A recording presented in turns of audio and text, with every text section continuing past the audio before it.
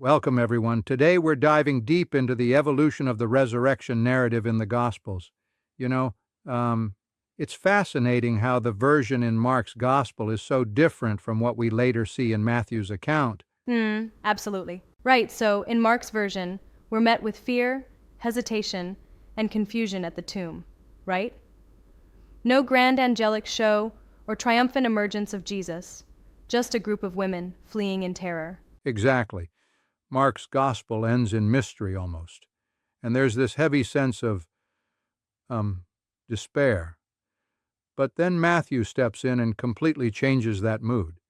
He adds, like, an earthquake, an angel, guards stationed at the tomb, and not to mention Jesus actually coming out walking. Yes, that's a dramatic shift.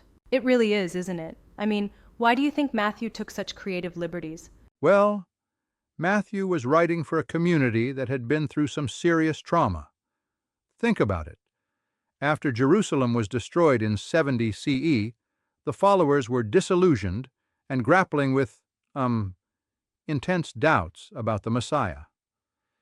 Matthew needed a narrative that restored That hope makes and sense. promised victory over death. So, he wasn't just rewriting for drama's sake, but more like a corrective measure for a community in distress? Precisely. Bart Ehrman even calls it a corrective gospel. While Mark leaves the story in a swirl of uncertainty, Matthew transforms it into a message of triumph. It's like he's saying, hey, even in the darkest times, there's a promise you can hold on to. Right, exactly. And speaking of those added elements, the earthquake and the angel, why would Matthew insert those into the narrative? That's a great point. In Jewish apocalyptic literature, earthquakes symbolically represent divine intervention, you know? Think about biblical references like Ezekiel 37 or the apocalyptic visions in Daniel. Cosmic disturbances were seen as signs that God was shaking things up, literally. So for Matthew, these added phenomena, like the earthquake and the angel, weren't just extra flair but powerful symbols that God is actively intervening in events. That imagery is really striking. It really sways the narrative tone, doesn't it? And then there's the curious case of the guards at the tomb. That detail is invented in Matthew's account, right? Yep, exactly. Scholars like Ulrich Luce and Raymond Brown point out that no earlier source mentions guards. Matthew introduces them as a sort of preemptive strike against potential critics. I mean, early critics like Justin Martyr later claimed that disciples might have stolen the body, so by including guards and even a bribe-like narrative, Matthew is, defending the authenticity of the resurrection That's story. a clever move. But don't you think it undermines the authenticity of the story by adding what some call holy horror fiction? I mean, Robert Price even described the risen saint scene in Matthew as that. That's a fair point, and I understand the critique. It does, on the surface, feel like embellishment, like a theatrical twist. But remember, Matthew wasn't writing an objective historical account. He was crafting a narrative that resonated with the hope his community desperately needed. The risen saints walking through Jerusalem, even if it's not something any other gospel mentions, can be seen as a metaphor, almost an allegorical representation of Israel's renewal. I see what you mean. So, it's less about literal history and more about conveying a profound transformation. Exactly. It's like Matthew is saying, the end of an era is just the beginning of another. And then comes the Galilee Commission, Jesus instructing his disciples to go and preach to all nations. This was revolutionary because it reimagines the movement not as a that really local set the sect, stage but as for a the spread global of mission. Christianity. I guess that shift from a localized hope to a universal one is what carried forward the organized structure of the church. Absolutely. In the aftermath of Jerusalem's fall, there was a desperate need to rebuild and unify. Richard Carrier and Randall Helms argue that with Matthew's Gospel, we witness a transition from waiting for an imminent apocalyptic end to building an enduring institutional faith. Matthew's rewrite wasn't random, but a calculated effort to mend a fractured community. Very insightful. It's intriguing how narrative choices in sacred texts can have such a profound impact on the direction of a religion. Yeah, It really is. Um, Imagine if we took Mark's brief, unsettling ending and left it as is. The followers, already muddled by doubt and fear, might have literally, fallen apart. But Matthew's additions, these dramatic natural events and divine interventions, offer a kind of certainty. Certainty builds trust and unites people, which is exactly what was needed after the devastation of the Jewish war. Right, it consolidates the belief, almost like an emotional adhesive. I'm curious, though, do you think Matthew's revision could be seen as a manipulation of events to suit his agenda? That's a debate that still sparks discussion among scholars. While some argue that he was essentially reworking the narrative to fit his community's needs, others see it as an organic evolution of the story, a response to the real pain and longing of his time. I mean, perspective really matters, right? Really. Perspective is everything. It does beg the question, when does a corrective narrative cross over into, well, intentional myth-making? Exactly. And it's a fine line. But if we look at Matthew's audience, a culture facing persecution, disillusionment, and the ruins of a once glorious Jerusalem, you can kind of empathize with the need for a narrative that delivers hope and purpose. The changes weren't about fabricating history so much as they were about, reinterpreting events in light of communal suffering. I can see that. So, in Matthew's telling, the resurrection becomes more than an event.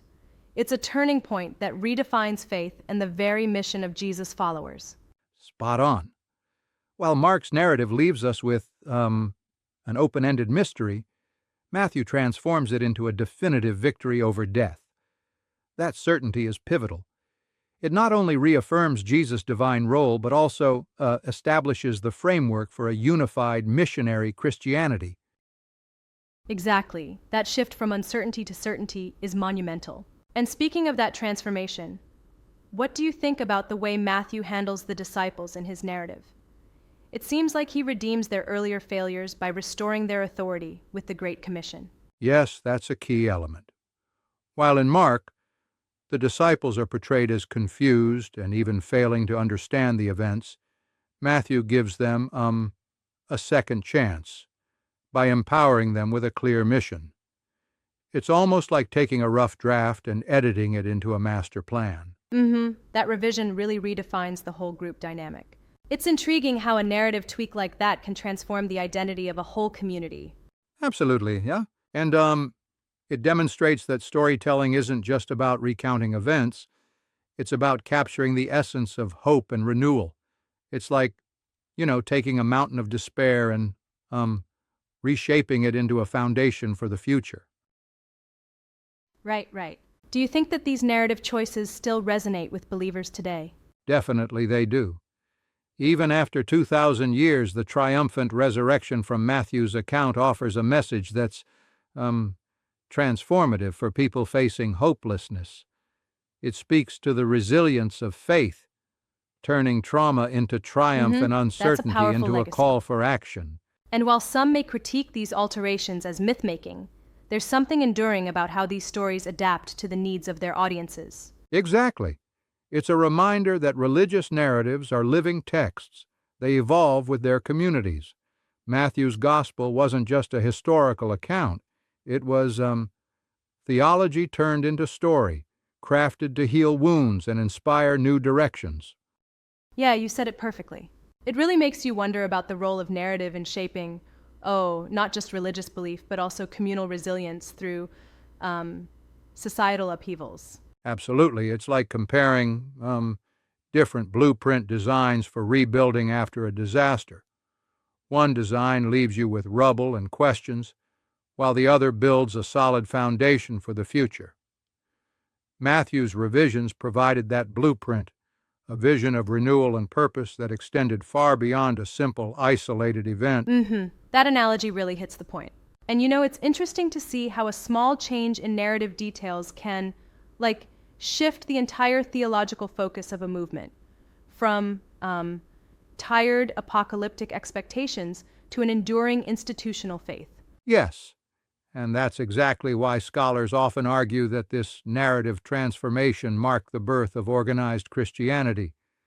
It's not merely about salvific events, but about inspiring a sustained mission and hope that outlasted the ruins of ancient Jerusalem. Exactly. It's truly fascinating how the power of a story can reshape reality.